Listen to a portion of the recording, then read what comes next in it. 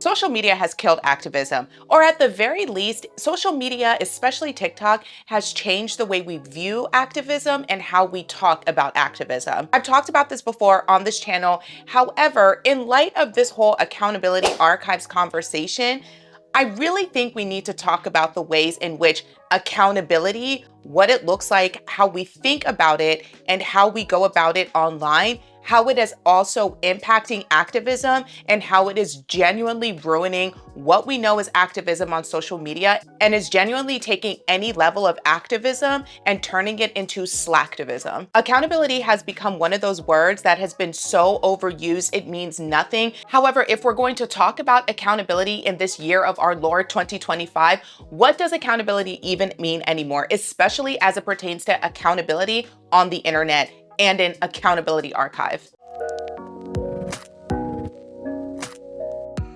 Aloha, beautiful humans. Welcome to my channel. If you are new here, welcome back if we've been locked in. My name is Sasha, and today we are talking about the accountability archives, this conversation that has blown up over TikTok over the past week. If you're not chronically online, I'm gonna give you the rundown of what actually the accountability archives is, what sparked this entire conversation, and also what accountability does, the accountability archives, what it has basically done to activism. Now, like I said, I've already talked about it before in an earlier video.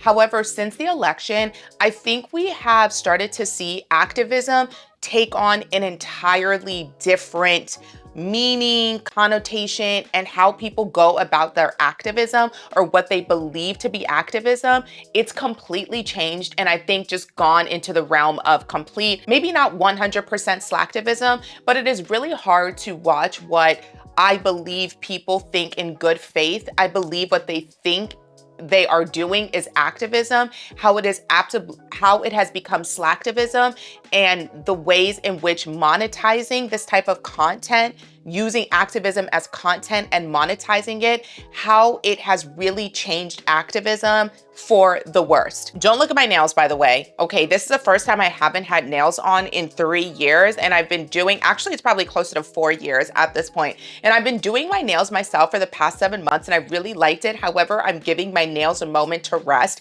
and it feels so weird having naked hands. Like, maybe I'll paint them, I don't know. But anyways, let's talk about activism. Well, slacktivism and what's been going on over the past couple of months that is just, if you are not chronically online or if you're not in these TikTok spaces, you'll have no idea what I'm talking about. However, I do think that because we are living in a day and an age where you can pick up your phone and talk about anything. Like, yes, there are people who have niches, but it's not just using the internet and having a presence on social media. It's no longer exclusive to influencers and content creators. Now the average person can pick up their phones and say anything and maintain that they are an activist, or maintain they're doing all of these good things for their community or holding people accountable. And I think this energy has created a very toxic environment on social media, but especially on TikTok. This idea of accountability archives and basically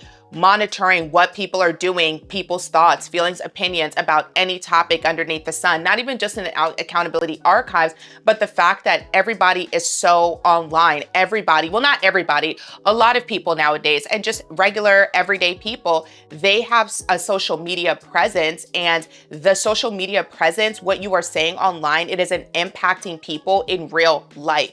So everybody is just getting online, sharing their thoughts, feelings, and opinions about whatever, but the same people who are creating content are not necessarily the people who are consuming it. So I would say we have a lot more consumers as opposed to people creating content. So what it does, it creates this fishbowl of people who are creating content. And once you put yourself out there, for better or for worse, now you have all of these eyes on you, some of them wanting good things for you, other people not necessarily wanting good things for you. And it can create this kind of surveillance where everything you do and you say is being heavily watched, heavily monitored. You're being surveyed at all times. As we're surveying one another, especially if you step into activist spaces and just political, a lot of political TikTok, and it doesn't matter what side of the aisle you're on, whether you're right wing, whether you're left wing, whether you're a centrist, you know, somewhere in the middle, wherever you fall in the spectrum, you are being surveyed, you are being put by a lot of people, your community, for better or for worse. You're being put on this pedestal. And as you are being put on this pedestal as a voice of your movement or a voice of your ideology,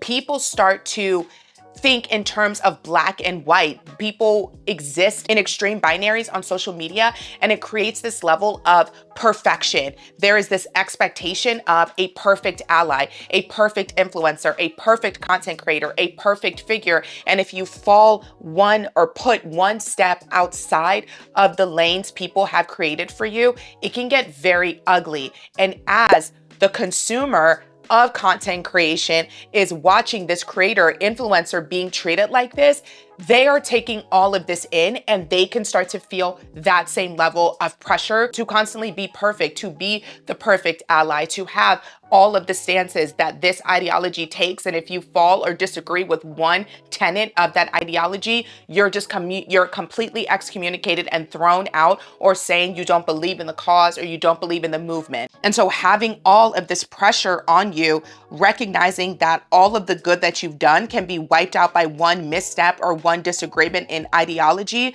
that pressure can lead to any level of action. It can lead to an action in people who would rather do nothing at all. Therefore, they don't risk being called out or picked apart or torn down by their community. They would much rather do nothing at all than take a step possibly in the right direction. It creates this analysis paralysis where people are essentially walking in a minefield of perfection, and they watch other people tear down people in their own community, and nobody wants to be on the receiving end of that. Anybody with any level of common sense, or I won't even say common sense, but if you are somebody who does not respond well to any level of pressure, any level of scrutiny, it can really just push you or put you against taking any action, period. You have all of these options. You have all of these ways in which you have to be perfect to be seen as respectable, or to be seen as an ally or somebody who believes in this movement. And it can lead, that expectation of perfection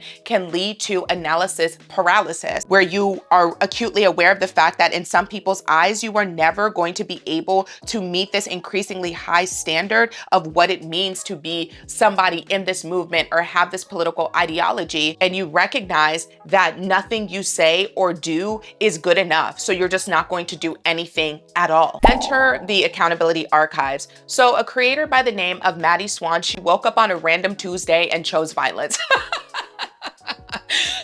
No. I won't say she chose violence. Essentially, though, she stated that she had an accountability archive, essentially a flash drive where she was saving videos for documentation purposes. She was saving the things that people have said and done on TikTok since the Palestinian genocide started in October of 2023. In that flash drive, she is documenting the actions that have transpired, how people have supported or not supported, and the fallout since the November 2024 presidential election. Who would have thought that she would have broken the internet or broken TikTok in that way?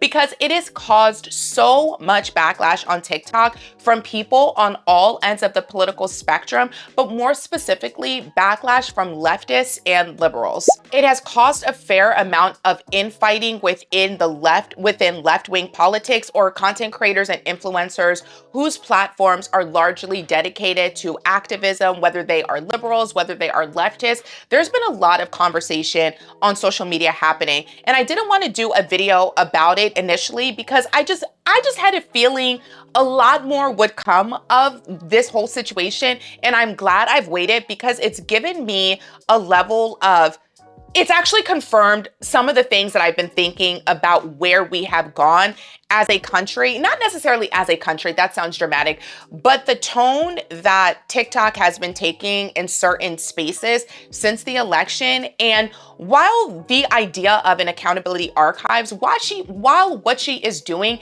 is not revolutionary in any way, and it won't have any level of power that people think, because all she is doing is documenting things people have put out on the internet themselves. And this is another reminder why it is so important for people to be mindful of what they say on the internet. How I have always operated on the internet is, if I wouldn't want it played in front of my parents, if I wouldn't want it played in front of my bosses in the middle of one of my classes, I would just never put it on the internet. And I think if more people thought like that, they would second guess what, or not second guess, they would think more critically or think thrice about what they put on the internet. But so many people post for validation and not necessarily building communities or contributing to a greater good. But that's another conversation for another day. Anyways, this idea of the accountability archives, what it is to archive and document history, people's responses to history as it's happening in real time, this is nothing new. This is record keeping that has always been done since the beginning of time. What is interesting to me, however, about this particular accountability archives that she brought up is the discourse it has created. And it is a perfect example of what I am talking about, being under this level of scrutiny and surveillance by people.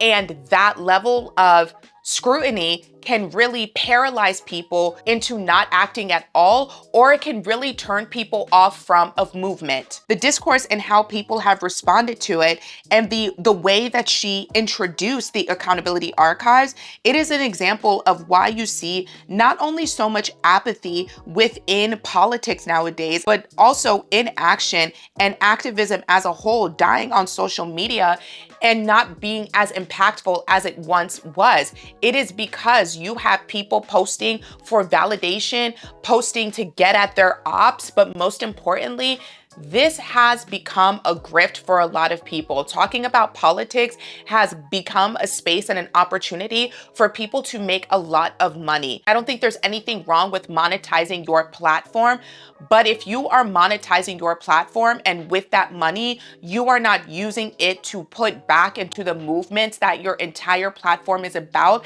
I do think it is disingenuous, and it is a part of the slacktivism that I am talking about. I don't personally believe the energy a lot of these people who position themselves as activists or leaders in their communities or ardent supporters of these ideologies, the amount of time and energy they spent online and the discord and the division they are creating, it is not in keeping with actual activism, in the sense that if you are trying to use your voice to create change, why would you go about it in the way that I see a lot of people going about it online? I just question that that is the best way to spark the change you maintain you want to see as an activist.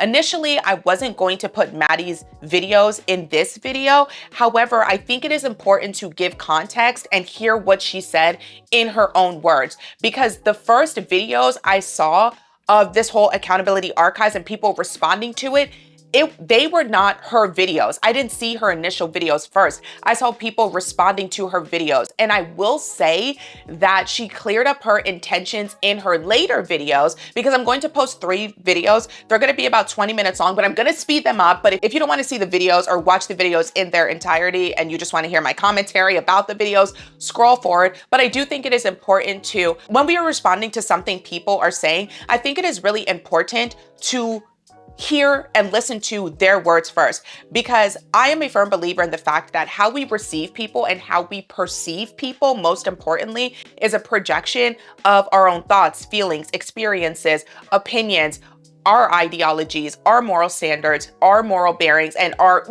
it is just how we perceive and receive a lot of people, and the things that they say is a projection of ourselves. So I think it is very important that we hold ourselves accountable to listening to what somebody actually is saying and form an opinion on that before we just go off of whatever somebody is saying that we like or we respect, which is also what I saw happening as it pertains to the accountability archives. So here are her videos in her own words. I just want to get on here and say the North remembers, and it'll always remember.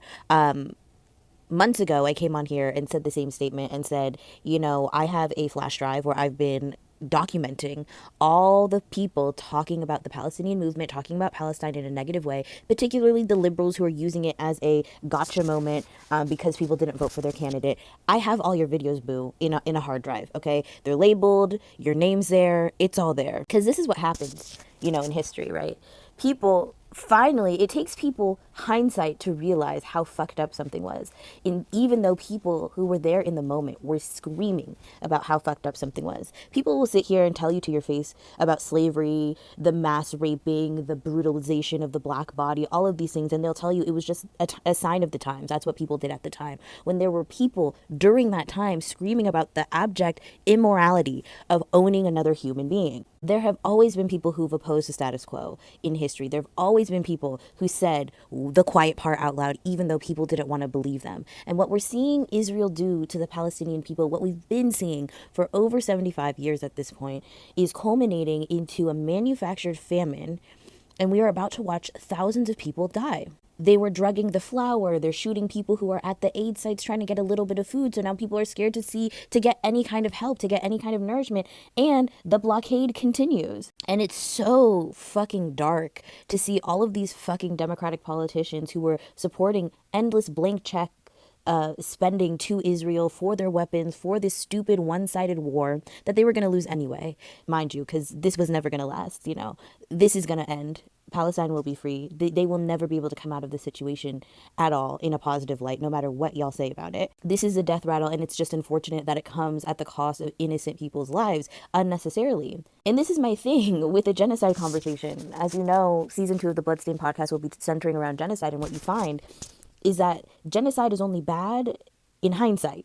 You know, people will sit here and scream at the top of their lungs, we need help, look at what's happening to us. Well-documented instances that fall under the definition of genocide, and the powers that be won't do anything until they're forced to apologize years later. The North remembers. I have been keeping a fucking flash drive of you bitches on this app and the nasty, terrible things that you said just for my own documentation purposes to prove that y'all were not on the right side of this shit when it was important to be. This goes for women, this goes for black people, this goes for anyone who's marginalized by this white supremacist society. The perfect victim is a dead one. And it isn't until people can't deny what they're looking at any longer that people start to have any kind of little crumb of morality about what they participated in. So for anyone who is still a Zionist after all this time, for anyone who still supports Zionist creators and creates excuses for them, for anyone who still supports Zionist entities in general, the North will remember. I've been documenting, I've been archiving, and you will never,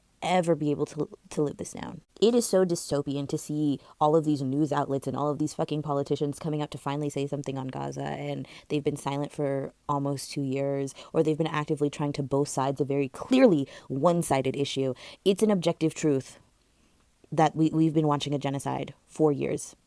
It's an objective truth at this point. So all these people who are trying to, in the last minute, you know, clear their names, and I did say something, and I did say this, and I do feel, no, baby, the North remembers it all. All the money you took from AIPAC, all the funding you took, all the money you sent off to that place, we will remember, we will calculate it, and you will never, ever be able to live this down. Link in my bio. I have a working humanitarian list in my bio. It's there, linked in the link tree. Donate what you can. Donate to Baby Judy. Donate to the people in my bio, please. It ain't no fun when the rabbit got the gun. Aren't y'all the fuck around and find out crowd? It's almost like when we were telling you that investing in that kind of bullshit only will come back to bite you. And here we are. The clown is coming back to bite. And y'all are mad. Let's talk about this. So let's do a speed round really quick. I'm talking about this video, by the way, that's doing well. The North remembers. A couple things from straight off the bat. One, not even my first video saying this. I've been talking about documenting and having a thumb drive since Under the Desk News said that they couldn't watch what was going on in Gaza right now, and they're logging off. Remember that? Remember when we got on their ass for that? Yeah, I came back and made a video saying not only do we need to bear witness, but we gotta save some of this stuff. We gotta put this on a flash drive. We gotta document. So the fact that people are going crazy for this video in positive ways and negative ways, I've been saying this the whole time. Number two, this isn't some chronically online behavior as people would like to make it out to be in the comment sections from their spam accounts and trying to sow discontent in the comment sections of that video. You can say whatever you want to say, but documenting the way shit is currently is incredibly important.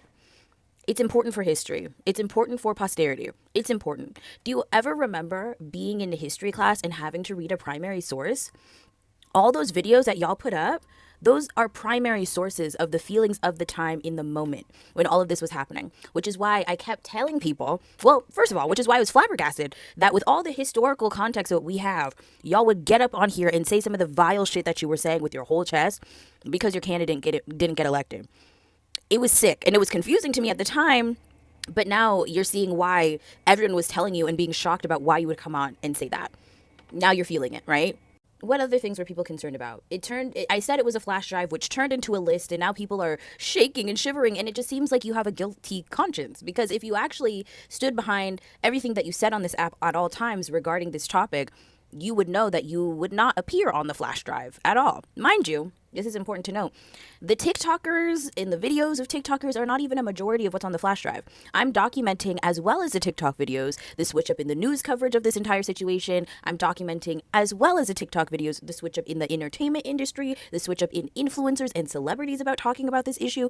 I'm casting a pretty wide net. It's not just about y'all, first of all. But some of y'all are in there. Yeah. Some of y'all said some of the most deplorable, disgusting things I've ever heard people say, to be honest. Yes, in the name of this, because there were several dramas that were like circling the drain of this conversation. How y'all came at Crutches and Spice over this bullshit, the North remembers, and we won't forget, boo. And matter of fact, mentioning Crutches and Spice, we told you this. We told you guys weren't principled people with a moral compass that stood on business. We told you that your politic was fickle. We told you this. You just don't want to hear it. But it seems so interesting, just like Crutches and Spice said, it's actually frightening that y'all are switching up your political opinions on things based on what the politicians say. When they stop supporting it, you stop supporting it. When they're still supporting it now you want to support it now. It points to the issue that I was saying the entire time about how y'all have this entire election business fucked up. We pay these people. We're paying their salaries. We pay them. Yes, your tax dollars go to paying these people. They are supposed to serve and represent you, which means you are the boss, which means whenever they're campaigning, that is negotiation time. And you need to put their feet to the fire. They need to be frightened to come in front of you, especially if they promise something and didn't deliver. But because y'all stand these people, you stand them like they're celebrities, you take the instruction from them, not the other way around. And that's how we got it all fucked up. It's our word that they need to carry out and make sure we have our needs met. That's how it's supposed to go. We're paying these people. We're their boss. And I told y'all that. I told you about the Obamification of Kamala Harris. I've been told y'all that. I told you about how they are tap dancing in front of you, begging you for a job, and it's your duty to put their feet to the fire and tell them exactly what the fuck you want during campaign season. You shut people up. You said it wasn't the time. Not us. Not us. And now it seems, just as we predicted, you're taking your pointers from the politicians that actually are supposed to work for you, which is horrible and frightening in terms of the position we're going to be come these midterms, come the next presidential election in 2028. We have the game entirely fucked up, and you still trust these people, even though they've shown you time and time again throughout this entire 7 months of this presidency, they've given you their entire ass to kiss. They've capitulated towards fascism. And you're still taking direction from these people. It's embarrassing. It's embarrassing. And in conclusion, because at the end of the day, this isn't ha-ha funny. This is ha-ha, I'm scared. Y'all need to sit in this moment and realize that you said what you said with your full chest on this app. And that, of course, it was going to come back to bite. Just like y'all were waiting in the wings for all that fuck around and find out content for all those Republican people who voted for Trump. Right? And you want empathy to be extended to you? When you have been spending the better part of this year doing that on the internet? It doesn't work that way. The understanding you so crave in this moment, and you should remember this moment. You need to remember this moment. You need to sit with yourself and think about what you said in anger, how fickle your politic is, how unprincipled your moral compass is. You need to sit with that and understand that your digital footprint is forever. And now everybody knows and will know in the future how you acted in the face of a genocide. Because what the shady part about it is, the super shady part about it is that you completely understood what was happening to these people. You were even asking and fundraising for these families. And as soon as you didn't get what you wanted out of the deal, because your situation is transactional, it's not principled, we have to keep circling back to that. Y'all said some of the most disgusting things about these people who are going through arguably one of the most well-documented genocides of our time. Y'all got callous. Y'all got hardened. Y'all were fucked up to these people. And then as soon as it was safe out there and clear, you wanted to change your tune again because people are facing level 5 starvation. We're seeing babies so malnourished that they look like newborns and they're toddlers. Now we want to be on the right side of history. No, babe. The North remembers. We do. Remember how you feel in this moment, internalize how you feel in this moment, and do better in the future. Think about other people. Stop thinking and centering yourself, and understand how all these struggles are interconnected. That's all I ask. No one's trying to get, this isn't fun. This isn't a good time for anyone. It's just important for us to point out how ridiculous y'all have been acting. Point blank. And maybe the embarrassment will cause you to change your behavior. Maybe so. Link in the bio, I have a humanitarian aid link. You already know. Link in the bio to donate to Baby Judy. Link in the bio to donate to Hassan. All of those links have been in my bio. So link in the bio if you have any extra money to donate to any cause.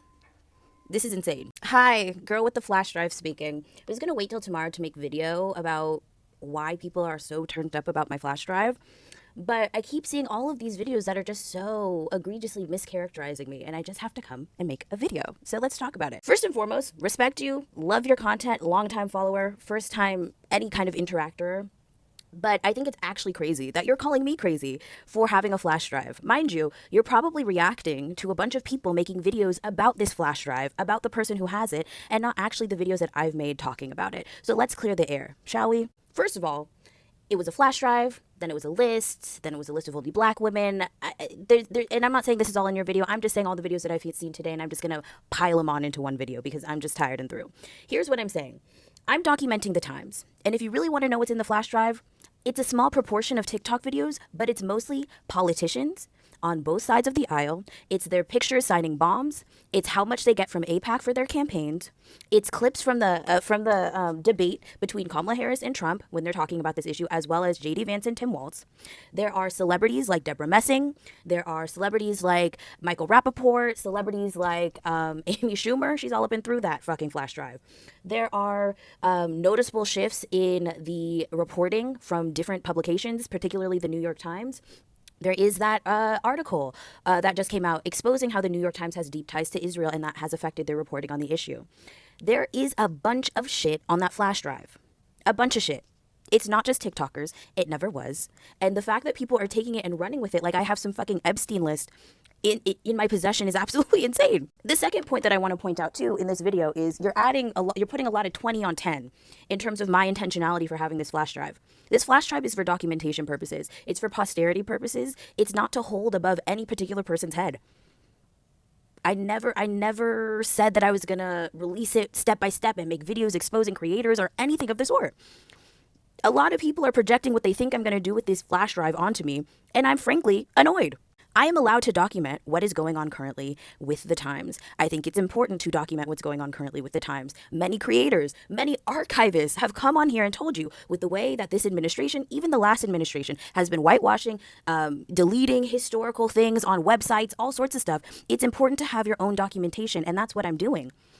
The only reason why people care, even though I've been saying this on this app for, I don't know, over a year that I've had this flash drive, is because of the recent fervor around people switching up their opinions about what's going on in Gaza as a result of the level 5 starvation. I find it very annoying and frustrating that you're not only calling me crazy in this video or insane, you're trying to insult my character over something that you probably heard in another person's video that I intend to do with this flash drive. Never said I was going to expose it. Never said I was going to make a manifesto and ruin people's careers later in life. Never said that. It's purely for posterity documentation purposes to document the times. A couple things to tack on the end of this. Nobody ever said people aren't allowed grace, but I'm tired of people conflating little mistakes or one bad take to like a behavior. And the only people that benefit from conflating these two things are people that make egregious mistakes. There's certain people that I don't want to be in community with, nor do I want to be in coalition with. There are certain behaviors that I just don't respect. And I think a lot of that was displayed in the spiteful acts post-election. Point blank. Does that mean I think they can't change? No. Does that mean I think that they can't, move past this or have a different opinion or get more information and feel empathy? No. What it does mean is that I don't automatically have to forgive them and get in community with them, in coalition with them, if they decide to finally have empathy about a genocide that we've been watching on our phones for almost 2 years. Mind you, a lot of these people were once avid supporters for the pro-Palestinian movement. It was only until their candidate didn't get elected that the spiteful takes came. And I get it. There was a bunch of people talking about the Starbucks and the McDonald's and all of these things. I get it. But there's levels to the shit. There's levels to the shit. You can go check my reposts. A bunch of people have been reposting a bunch of receipts. And that's all I'll say on that. And also, lastly, just quickly, and this has nothing to do with this video, full disclosure, I'm just making a video because I'm tired of it. There was another video I saw just before this video, someone else talking about this situation. And they named me, and they also said that I'm always hating black women and critiquing black women, and there's something wrong with me, and I'm anti-black. And this is just a narrative that's been floating around for a very long time. I don't know what to say about it. Love black women, love black people, always have. I don't know. I don't know what you want from me. Do you want my left tit? What do I need to prove to you people that I like black people? I don't know what you want. I don't know what you want. I don't know what you want from me. I won't give it to you, but I'm just very curious as to where and why and how you can even take a look at any of my content. Go to my podcast. Go to my fucking YouTube channel. Learn more about me than the takes that I've had on this app that you simply don't agree with. A couple takes, mind you. Go look at my discography before you come for me about anything. You don't know me, you know nothing about me, and let's just keep it that way.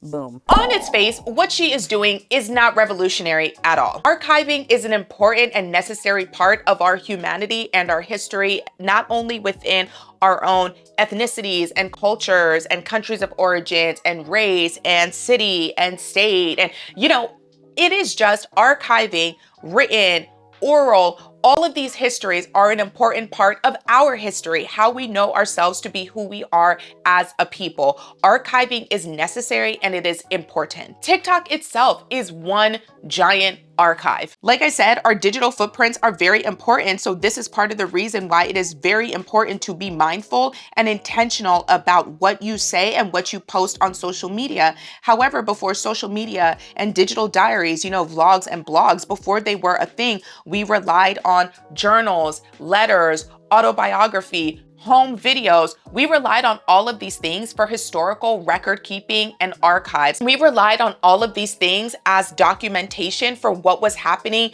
in real time at that moment. Think, for example, Anne Frank's diary. Each and every single one of us, if you were educated in America, you have read Anne Frank's diary. And if you haven't, please let me know what school you went to.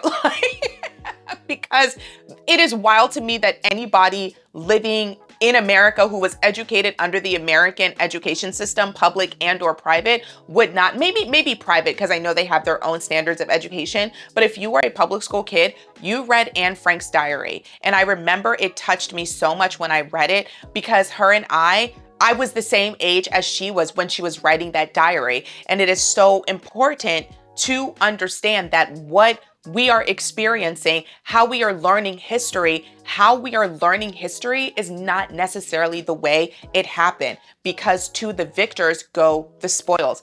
Everything we know, think about so many things that we learned that as we get older, well, if you're a history buff like me, if you don't care for history, you won't seek out this stuff, but I love history. And something that I have done into adulthood is debunk all of the things, or constantly debunking so many of the things that I was taught at a young age, and realizing that I was educated completely wrong. And I was educated completely wrong because I was educated under a system of white supremacy and patriarchy. So all of these things that I'm learning as true are written by white supremacy and the patriarchy. However, that is not the fullness. That is not the extent of history. What we are being taught is not the extent of history. And that is why it is so important to have these first-person narratives, these first-person stories to supplement what we are seeing and what we are accepting and what we are being taught as history. First-person narratives such as letters, diaries, autobiographies, they are all valuable primary source materials for historical research. And the same could honestly be said someday maybe about TikTok videos. They offer unique insights into the past, providing personal perspectives on events and experiences.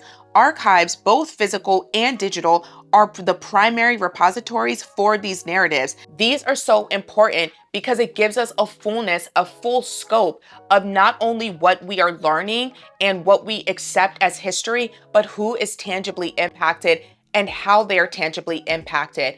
And most importantly, how we are still being impacted by things that happened in the past to this day. The way we learn history is very skewed, especially in this country, with how the media controls certain narratives. And we see that happening in real time, not just with the Palestinian genocide, but also the genocide that is actively happening in Sudan and the Congo, which is not being covered by the media at all. I genuinely believe if Madi in her first video had came with the energy she did in her second and even her third video, I think how this whole accountability archives, how people received it, I think it would have been completely different. I don't think people would have reacted so viscerally. However, because there has been so much infighting on TikTok between liberals and leftists, it is very clear to me that people seem to understand that where they fell or whether they were even in those archives or not was dependent on not only their ideologies, but how those videos would be used. And I think that is important. When you look at just the damage that has been done or what has transpired over the past 9 months now, or yeah, 9 months since the election, none of it is at the hands of liberals or leftists. It is not as a result of any policies that are being implemented by liberals or leftists. So it's very disingenuous to me, the energy that I am seeing come from a lot of leftist house cats on social media who are constantly taking barbs and jabs at liberals instead of going after the people who are actually doing damage in this country to the communities that they say they care about and they support. It is very weird to me how much energy, how much static a lot of leftists seem to have for liberals instead of taking and directing that energy towards the people who are actually and actively doing harm. I honestly believe they are not doing that because A, they understand the harm that could come from speaking out against that community. People who are on the right wings who are very punitive when it comes to anybody speaking out against what they believe. You risk not just your own physical safety, but your also digital safety. You risk being hacked, you risk being doxxed. And I think a lot of these leftists, they come at liberals because they know who to attack and who not to attack. But also, I genuinely believe that A, they make more money doing that, but also B, it requires no actual effort on their behalves to get out of their houses, their apartments, to get out of their communities, get out of their houses and actually go into the community and do the work that they maintain they want to do to support the communities they maintain they want to support and uplift.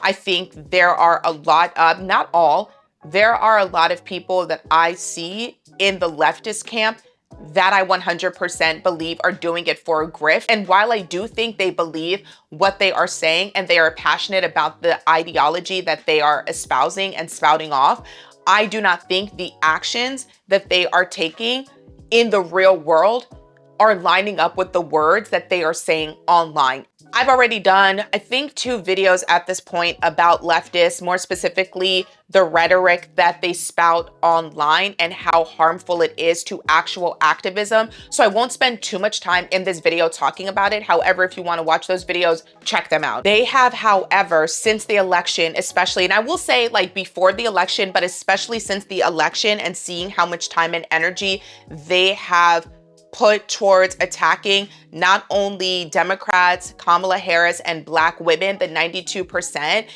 and seeing how they infight amongst one another, I will honestly say leftists are responsible on social media, the way they behave, especially on TikTok. They are responsible for creating a lot of divisive energy and rhetoric online, as well as upholding this sense of moral rigidity, moral superiority, and performing activism in a way that leads to not only divisiveness, but that analysis paralysis, that decision paralysis that people experience, then that leads them to inaction because they would much rather do nothing at all than possibly do something wrong and then be accused of not being an ally or not allying the right way or not really fully buying into that ideology and risk being attacked by the communities a lot of these people hold, these toxic, these parasocial relationships, these parasocial communities, these spaces have cultivated that will do a lot of really evil and unnecessary things on the behalves of these influencers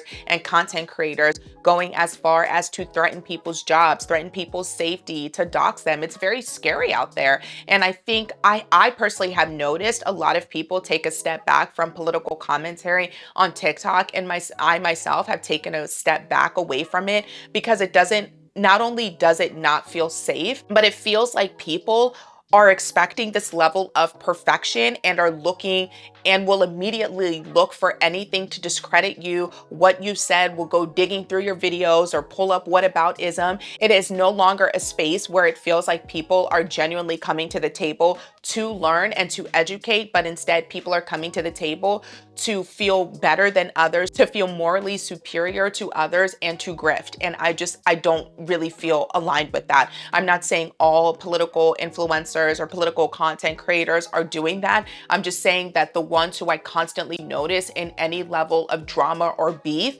it is like, what is the point? Like, how are you doing good to your movement, constantly being involved in just silly situations, constant whataboutism and moving the goalpost when it comes to discourse, when it comes to any level of action? Not only is it disingenuous, I think you have to be so chronic. A lot of these people are so chronically online. Like I said, it makes me wonder what they are actually and actively doing in their communities, which in all honesty, I would not be surprised if the answer was nothing at all. These people are all talk online, but there is nothing that they are tangibly doing in real life to show that they're not just talking the talk, but they're walking the walk. I genuinely struggle to believe that anyone who is active in their activism would not only have the time and energy to be constantly beefing with people online, but also have the time and the mental capacity to be keeping an archive, to be keeping a list of content creators or people who disagree with you or who said certain things after the election, or who said, or who hasn't spoke up about the genocide, which genocide they've spoken up about, which ones haven't they. If you are active in these streets and you are not just talking the talk and walking the walk, you do not have the time or sustained energy to move in this fashion. You simply don't. You just don't. And if you do, please sell me some time, because I could use more hours in the day. I would be unstoppable if I just had 2 or 3 more hours in the day. Like, so the fact that these people maybe possibly have enough time in the day to do this, and this is how they're spending it, is crazy to me. But it would make sense. You are spending it this way if social media is your bread and your butter, and you are depending on rage bait or this type of content to pay your bills. It all makes sense. I just genuinely question anybody who has the time and energy to do this, because I just block and keep it moving. And I read that the TikTok block list is only 10,000 people. So someday I'm gonna reach that number, because the way I be blocking people who disturb my peace, who disturb my energy, like, you're not gonna do this on this phone, on this phone that I pay for, with internet that I pay for. Well, I don't pay for it. Nobody pays for it. But regardless, okay, you're not gonna be disturbing me on my phone, on my internet. It's not gonna happen. Block and keep it moving. And the discourse that has come out of this archive is also very strange to me, because in order for it to be impactful, you would have to have some level of dirt on people, right? Everybody posted and uploaded these videos themselves. And if you uploaded it and you said it, stand on it. Maybe you have changed your mind since then, and that's okay too. But this whole people getting shook up about being on this accountability archive that Madi came to clarify, if she is being genuine, she came to clarify that no, this is not just TikTok influencers and content creators who were talking about certain things. This was also news archives and politicians and everything she said. And at the same time, it's not like, I just genuinely don't understand the concern of people who were like upset about the list, because Madi doesn't have any power to do anything with that list in a way that could cause great harm. Again, I do not believe she is out here doxing people with these videos. However, if you push that video out there, and this is why it is, again, so important to be mindful of the things you put out there. While our digital footprints are very important, I do think it's absolutely disgusting to contact someone's employer because they posted a video and they espoused an ideology that was different from yours. Unless they are actively doing harm and they are in a role and they are in a profession where they're actively doing and saying something on social media that could harm people in real life, then yes, say something. However, a disagreement when it comes to politics is disgusting and it's crazy. It is very unhinged to contact somebody's job off of that. However, that is not what I saw Madi doing. She's not advocating for anybody to be doxxed. She's not advocating for anybody to be contacting anybody's employers. It is the followers and the fan base of these influencers and content creators who have very toxic followers, people in their comment section who do the work for those influencers and content creators. And then those people with those platforms do have a responsibility to use their platform to say, hey, don't do this, or I don't agree with that. And that's not what I see enough happening. And I think that is the problem. These people create these very toxic communities, these very black and white thinking rigid communities, and then they don't exercise any accountability over the spaces they have created. And while they're not responsible for anybody in their community who is actively doxing people, you are responsible and you should be held accountable for what you allow to go on and the conversations that occur within your comment section. Because if you are a content creator or you are an influencer, you cannot tell me you're not reading your comments. I don't catch everything. There are some things that I don't catch and YouTube catches them, TikTok catches them, or I read them a few days later and I'm like, oh my God, that is crazy. Let me delete this. But all of us have a responsibility. If you are a content creator, if you're an influencer, if you are somebody who is creating anything and putting it out on social media, you have a responsibility for how that conversation is transpiring and transforming and unfolding.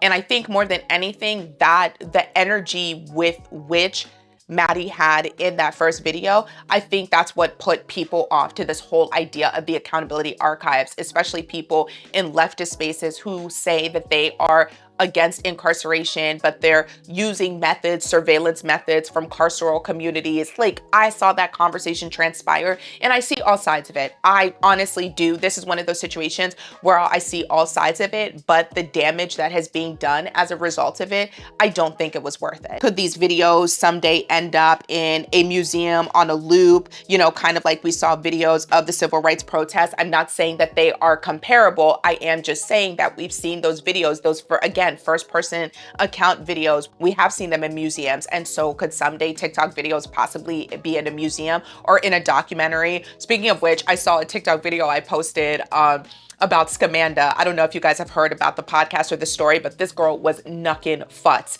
And one of the videos I posted was used in the trailer and then in the opening of the documentary. So every now and again, like at least happens once a month now, somebody will text me and they're like, did you know you were in the Scamanda podcast? And I'm like, yes. They need to run me a check for that. PS, not the podcast, the documentary. They need to run me a check because they did not ask if they use that video. But anyways, so do I think these videos that people are creating could possibly be in a museum someday or in an archive somewhere or in a loop or in a documentary? Absolutely. However, Madi does not have the power to take those videos and use them in a way that could be damaging to anybody who posted these TikTok videos. You posted them yourself. Like, come on.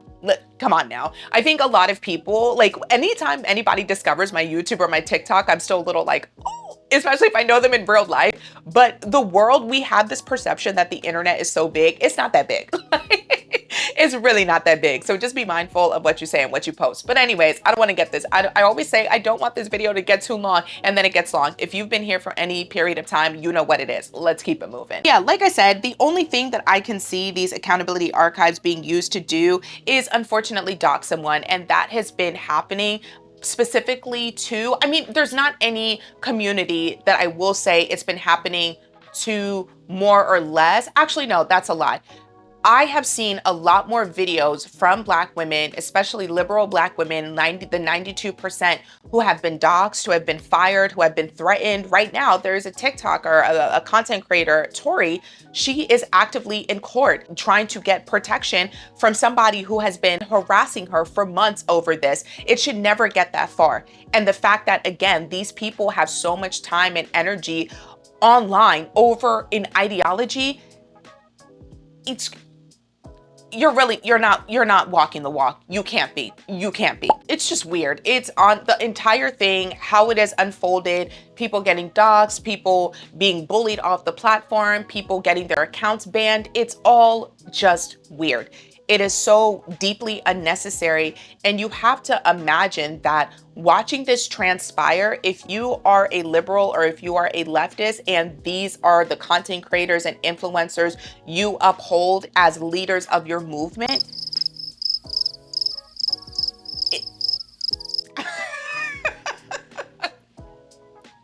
we've officially lost the plot. It's crazy, it's weird, and how did we get here? How did we get here? As someone who did not grow up chronically online, but also someone who operates with the mindset that if someone is disturbing me or disturbing my peace online, I just block them. I genuinely I can't think of the last person I blocked. I don't know what their name is. My memory is not, I will say I have a good memory, but that's not what I use my memory for. Like, I'm not sitting here keeping a running ledger, a running list of everyone who has pissed me off on social media. If it ever gets that far, you just block them. And what I think is really sad is the fact that TikTok is such a young platform, in the sense that many people who are using this platform, the largest age demographic is under 30, but I believe 36% of the TikTok users are between the ages of 18 and 24 years old. So if you are young, if you're impressionable, if you're just starting to form your sense of morality, your ideology, your politics, how you move through the world, the fact that this is a lot of people's first introduction to politics this past election cycle, and they're getting their news and their resources from online because TikTok has replaced Google as a search engine for also that demographic. So a lot of young people, instead of Googling something, they're going to go to TikTok and use it as a search engine. And the fact that these videos, what is being put out to them in terms of what ideology is, that is equal parts crazy and so sad to me, because people have influence. There's a difference between an influencer and someone who is influential and who has influence. And some people may not ascribe themselves as influencers or content creators, but if you call yourself someone making political content and you have amassed a large following, you are absolutely responsible for what you are saying, and you are possibly influencing someone. And how are you using that influence? I think if more people would stop to think about that and reflect on the fact that while you are not responsible for anyone's actions, thoughts, words, behaviors, etc., the things you say can impact and can influence people. And I think more people need to be mindful of how they are using their voice, both in real life, but especially online, to where your voice has the power to reach people on different continents, anywhere in the globe, at any moment in time. You have to also remember that TikTok is an algorithm, and what you seek is seeking you. So if you are someone who spouts off this ideology and you say you believe in Marxism or whatever, but you are also putting out anti-Black rhetoric, you are putting out misogynoir, you are putting out sexism, which is what is happening within a lot of these leftist movements. There is a great amount of harm that is happening to Black women within these spaces, and the leaders in these spaces are fostering that. They are also influencing their communities to be very hateful towards Black women, to be very negative towards Black women. And it is no coincidence as a result that we are seeing more Black women being doxxed, being threatened, receiving threats of violence being committed against them, having their platform snatched, getting fired, especially in this economy, as we are now seeing Black women being the group that has been most affected by the economical climate in this country. We are playing a very dangerous game, and I don't think people who are in these spaces as leaders in the leftist community, as content creators, as influencers, as people who are using the TikTok platform to spout off these leftist politics, I don't think enough of them are owning the fact that a lot of their rhetoric is directly harmful to Black women. And I don't think a lot of them are owning that because they themselves harbor a great amount of misogynoir, and they do not view Black women as protecting, as worth protecting, even as they're saying free Palestine, free Congo, free Sudan. The Black women here in America who are not in line with their ideology and with their politics, it is open season on them, and they're creating that energy in their comment section, and they're not doing anything about it. The sad part is there are so many Black women who are fighting for Palestine, who are fighting against what is happening. The 92% and leftists, they have the same goal. If it's free Palestine, if it's free Congo, if it's free Sudan, I don't understand how that is not the primary goal. You may have a different level, you may have a different ideology, you may have even disagree on how you get there, but if the goal is to fight for all three of these places, instead of expecting someone to have the same ideology as you and have perfect politics, how do you put aside your differences and work towards that common goal? And this is why I call leftist house cats, because something that MAGA and conservatives do very well, even if they disagree with certain things that's happening within the platform, they will all come together. They will move like wolves. They will move as a pack towards the same common goal. And we don't see the same thing happening on the left. And that is partially why we are so fractured and unable, unfortunately, to get anything done. There's this level of perfection that is required to be in a lot of leftist and liberal spaces, which makes it so frustrating and impossible to find any level of unity. It is why we see so much infighting, and this infighting hurts us so much more. If the larger goal at hand is to free Palestine, free Congo, and free Sudan, then that should be bigger than ideological differences. When it comes to the accountability archives and the idea of holding people accountable, that word has become so overused, it essentially means nothing. However, I will forever die on the hill. You cannot hold someone accountable that you are not in community with. So if leftists are not in community with liberals, they cannot hold liberals accountable. And if liberals are not in community with leftists, they cannot hold leftists accountable. You cannot hold someone accountable you are not in community with. Furthermore, when you point one finger, three are pointing back at you. So if you're so intent on holding other people accountable, how are you holding yourself accountable? How are you holding yourself accountable for how you're using your platform? How are you holding yourself accountable for the energy you are putting out into the universe, what you are co-signing, what you are speaking on, and the energy you are creating? As people are running to hold this person accountable and that person accountable, I don't think a lot of people are stopping for a second to recognize A, or ask themselves, what is the end goal? But also B, what am I creating? And what level of damage could I possibly be creating? How am I helping and how am I harming? But you don't stop to think about those things when you have bills due, when your rent and ability to keep food on the table and a roof over your head is dependent on how much engagement you can get from a piece of content you put out there, how many stitches you can get, how many likes you can get, how many shares you can get. This is how a lot of these people are moving, and it's so clear to me that I don't understand why it doesn't seem to be clear to a lot of other people. And when it comes to the harm that they're actually doing outside of, the followers of these people, of these content creators and influencers who have created these parasocial and toxic communities, outside of the harm that they could possibly be doing to Black women and are doing to Black women, I don't think people stop for a second to think about how you could possibly be creating a level of apathy and are in part the reason why we are so fractured as a society today, because of this level of moral perfection that is required of anybody to say that they are a believer in this movement, to hold this, to create this accountability archive and to monitor every single person's movement and what they said, not allowing them to grow. And people are capable of change, people are capable of growth.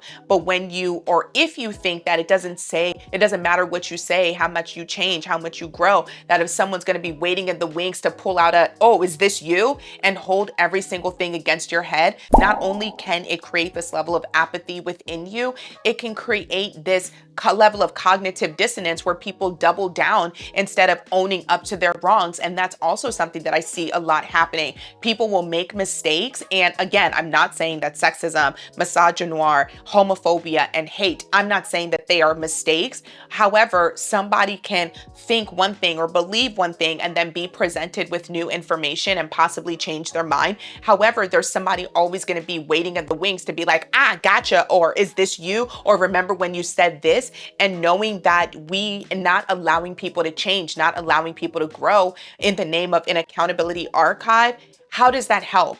You know, how is this helping? Because the idea of accountability, when you understand what accountability actually is, to hold someone accountable is to restore some type of damage that has been done, to build the relationship and further the relationship, to keep the relationship going, to reduce harm and better the relationship.